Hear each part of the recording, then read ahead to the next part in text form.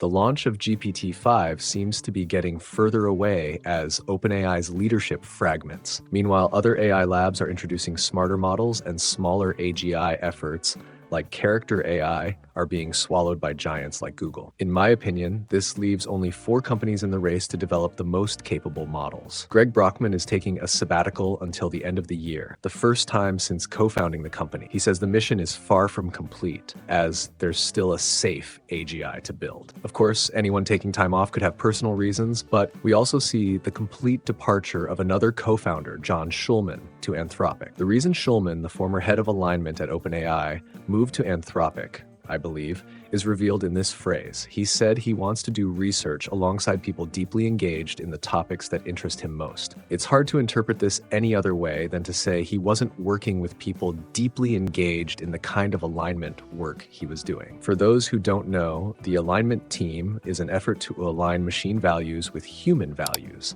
This follows the departure of the previous head of alignment, Jan Leke, and before that, the former co-head of alignment and co-founder, Ilya Sutskever. Is it just me, or is there a trend of departures among OpenAI co-founders? I asked ChatGPT to count the former heads of alignment at OpenAI, and it counted 2, but stressed it could be wrong. I believe there have been fewer than 10 former heads of alignment. Here's more important context. OpenAI said in May that they had recently started training their next frontier model. Here we are on August 8th. And the training almost certainly would have finished by now. So these key players at OpenAI would have a rough idea of its capabilities. All these departures after having trained their latest frontier model seem strange. We received this information about the so-called OpenAI DevDay, which starts in October and runs through November. I'm sure it will be fascinating, but they released this specific information. While we know developers are waiting for our next big model, which we shared began training earlier this year in May, these events will focus on advances in the API and our development tools. Taking this literally, it implies that the so-called GPT-5 won't come before November 21st. More likely, it means GPT-5 wouldn't even come before the end of the year, because why would you release a model right after inviting a bunch of developers to play with your tools? Yes, Sam Altman recently stated in the Washington Post that more advancements would soon follow and usher in a pivotal period in human society's history. However, in recent months, it's been hard to say that OpenAI has produced much in terms of decisive progress. Of course, all this is happening while Elon Musk is suing Sam Altman and OpenAI again, claiming deceit and perjury. The lawsuit calls the original OpenAI a sham venture. The language throughout this 86-page document is hardly subtle. Musk claims that Altman is orchestrating a long con, and his perjury and deceit are of Shakespearean proportions. The document continues, but the basic accusation is that Sam Altman was motivated by greed, while Elon Musk just wanted something more open to compete against Google.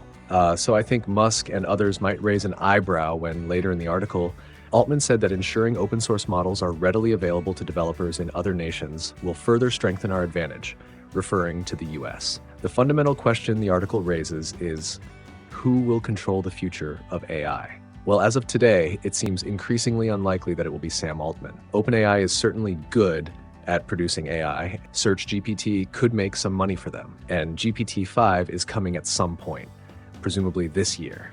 And at least for now, the Figure 02 robot is using an OpenAI video language model. We'll get back to that in a moment. But in terms of raw intelligence, OpenAI seems to be falling behind. The 45 billion parameter Llama 3 model is already smarter than GPT-4, and Zuckerberg recently committed 10 times more computational power to train Llama 4.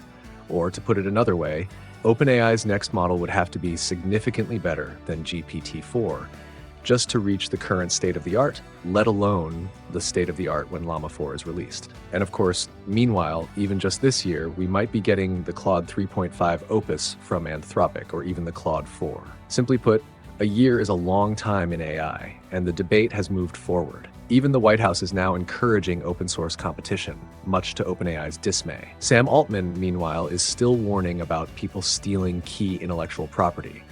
But don't get me wrong, it's not as if Meta is having everything go their way. Do you remember those Tom Brady and Paris Hilton chatbots that supposedly all the young people were going to use?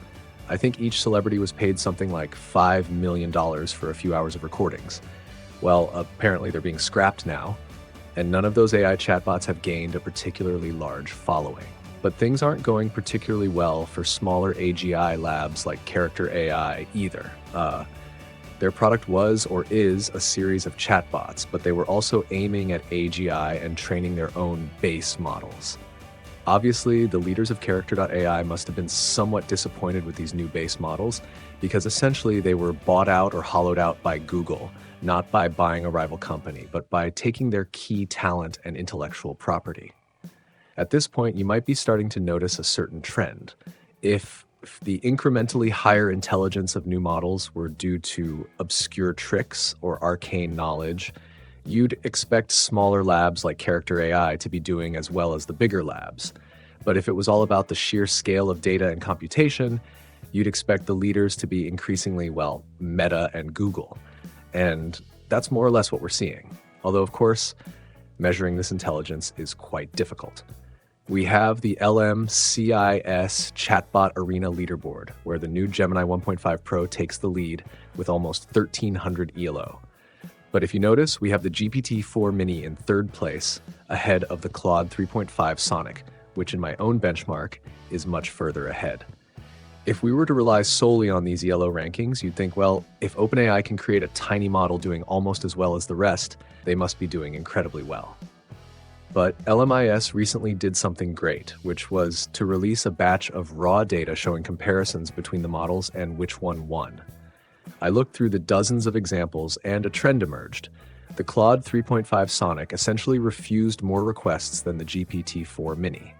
Even when both models couldn't perform a task like creating an image natively, the GPT-4 Mini gave it more of a try, at least describing the image it would create. Or in this example, when the models were asked about politics, the GPT-4 Mini gave a response, while the Claude 3.5 Sonic just apologized and said it wouldn't provide an analysis. I've noticed myself that the Claude 3.5 Sonic is more sensitive than any other model, but that's not a sign of lack of intelligence. So to the extent that we're going to call language modeling intelligence, the Claude 3.5 Sonic is much more capable than the GPT-4 Mini, but this refusal to answer certain questions could explain the leaderboard rankings. For those who haven't heard about my new reasoning benchmark, humans score over 90% quite easily, while models like the new Gemini 1.5 Pro score around 25%. It would, however, be somewhat exaggerated to say that this is another step toward AGI. But whether you think the new Gemini 1.5 Pro is the best or the Claude 3.5 Sonic, certainly more and more people are now shifting their API spending away from OpenAI. OpenAI letting other labs take the lead for a few weeks might be a matter of timing, but a few months just makes it seem like they don't have an answer. But as I mentioned at the beginning, at least OpenAI's models are the ones chosen by Figure 02. These humanoid robots have a built-in microphone and speaker, so hopefully you could talk to them as you would with OpenAI's new advanced voice mode. In other words, seamlessly and with very low latency. Brett Adcock, the founder of Figure, said that the default user interface for their robot will be speech. Apparently, the robot can work for about 20 hours straight, which is even more than I do reading the latest AI articles. Its hands have 16 degrees of freedom and apparently human equivalent strength. So honestly, even if it can talk back to you, you might not want to talk back to it. These Figure 02 robots can reportedly perform certain tasks autonomously and self-correct. And this data cycle will be in effect. And one could well say that the argument for robotic assistants arriving before general artificial intelligence seems more plausible than ever. In summary, the landscape is changing, but what isn't changing is my gratitude for you watching until the end. If you're interested in continuing the conversation with me personally, I'd love to see you join our community and write in the comments what you thought. Click like and share. For everyone watching, have a wonderful day.